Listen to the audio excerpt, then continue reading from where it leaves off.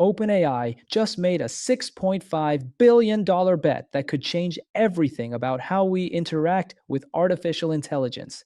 They're not building another app or improving their chatbot. They're creating something that doesn't exist yet. A device so different from your phone that it doesn't even have a screen. The tech giants are terrified, and they should be. Right now, there's a secret war happening in Silicon Valley that nobody's talking about.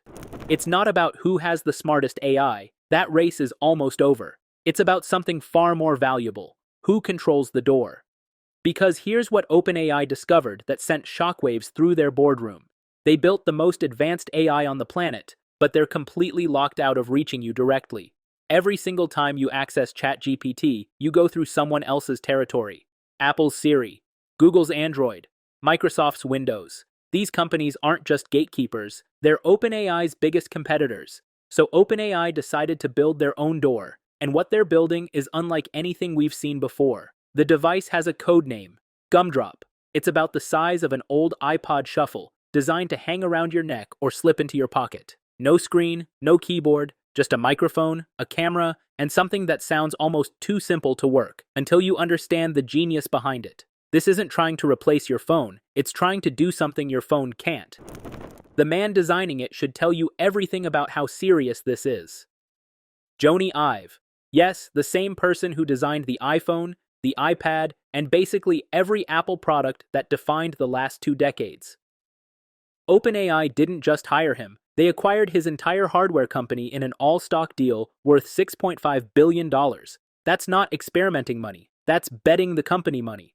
But here's where it gets really interesting. The manufacturing story reveals just how calculated every move is.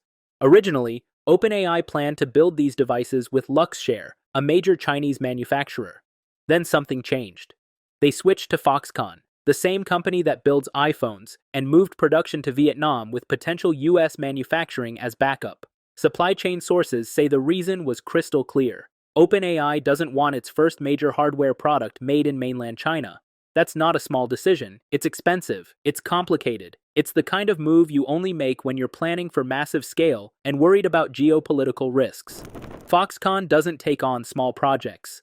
They're set up for millions of units, not thousands. The timing of all this is fascinating. Just as OpenAI was secretly developing this hardware, something explosive happened in a courtroom that nobody expected. During Google's antitrust trial, OpenAI's head of ChatGPT, Nick Turley, took the stand. What he said sent ripples through the tech industry. He admitted, under oath, that OpenAI is deeply worried about being shut out by companies that control browsers and operating systems. He didn't mince words. He said they're concerned about their very survival. Think about what that means. The company that created ChatGPT, that sparked the entire AI revolution, is admitting they could be choked out of existence by the companies that control how you access the internet. It's like inventing television but not owning any TV stations. This fear isn't hypothetical. Look at what's already happening. On iPhones, Apple is pushing their own AI features and keeping Siri as the primary assistant. On Android, Google has embedded Gemini so deeply that it's becoming the default AI for millions. Microsoft is integrating their Copilot across Windows. Every major platform is building walls, and OpenAI is on the outside.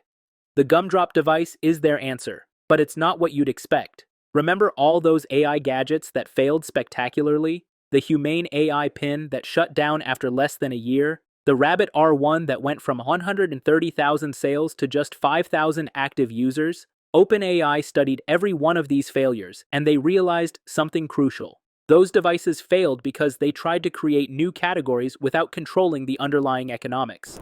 They were gadgets looking for a purpose. OpenAI is doing the opposite. They're starting with the purpose and building the gadget around it. The device is intentionally screenless. That sounds crazy in 2024, but there's method to this madness. By removing the screen, they're forcing a completely different interaction model. Voice becomes primary. The device can be always on, always listening without the battery drain of a display. And here's the killer feature that keeps showing up in reports. It can transcribe your handwritten notes and upload them directly to ChatGPT. That single feature tells you everything about the strategy. This isn't competing with your phone for attention. It's capturing all the moments when you don't want to pull out your phone. The quick thought during a meeting. The idea while you're walking. the context and intent that currently gets lost because the friction of opening an app is too high.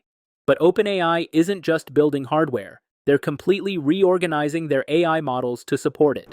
Internal sources report that OpenAI is unifying their text and audio teams, pushing hard to close the gap between how well their AI understands text versus speech. They've developed new architecture that allows the AI to respond while you're still talking, creating actual conversation instead of the awkward turn-taking we're used to with voice assistants. The timeline is aggressive. Prototypes are expected in early 2026, with a full launch by 2027. The retail price is rumored between $199 and $299, with manufacturing costs around $70 to $120. Those margins are decent, but that's not where the real money is. If just a quarter of buyers become ChatGPT subscribers at $20 monthly, that's $120 in recurring revenue per user over 2 years.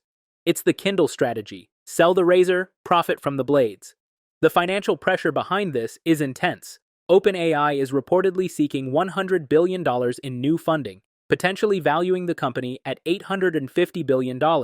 That's astronomical for a company that doesn't expect profitability until 2030. They need hundreds of billions more for data centers and compute infrastructure. Energy alone is becoming a crisis. AI data centers are so power-hungry that they're straining electrical grids and facing local opposition. Competition is breathing down their neck. Google's Gemini models are already outperforming GPT on some benchmarks. Microsoft, despite being a partner, is hedging their bets. New players like xAI are entering with massive funding. There's a growing consensus that AI models will converge in quality, making them interchangeable commodities. When that happens, distribution becomes everything. Which brings us to the really wild part of OpenAI's strategy. They're not just thinking about one device. Recent reports suggest they're eyeing acquisitions that would give them instant distribution at scale. Pinterest, with 600 million users and massive image datasets, is reportedly on their radar for 2026. Even more audacious, when asked in court if OpenAI would be interested in buying Chrome if Google was forced to sell it, Turley said yes, without hesitation. Chrome, the gateway to the internet for billions of people. Can you imagine OpenAI controlling that? The privacy concerns are obvious and enormous. A device that's always listening, potentially always watching, made by a company hungry for data to train its models. Some observers are already calling Gumdrop a reality scraper, a device designed to hoover up real-world interactions. OpenAI hasn't addressed these concerns directly, but they have to know that one privacy scandal would kill this product instantly. The device needs physical mute buttons, clear indicators when it's recording, transparent logs of what it captures, and meaningful on-device processing. The stakes couldn't be higher. This isn't really about a quirky AI pen or a screenless gadget. It's about the future of human-AI interaction. Right now, we access AI through layers of intermediaries, each taking their cut and imposing their rules. OpenAI is betting that people want something more direct, more personal, more present. Will it work? The graveyard of AI hardware is already full, but OpenAI has advantages those failures didn't. The best AI models, deep pockets, design leadership from Jony Ive, and most importantly, a clear understanding of why they need to exist in physical form. They're not trying to create a new category. They're trying to secure their survival. The real question isn't whether the device will be good. It's whether people will trust it enough to wear it, to let it listen, to make it part of their daily routine. Because if they do, OpenAI won't just have built a successful product. They'll have built their own door, one that nobody else can close.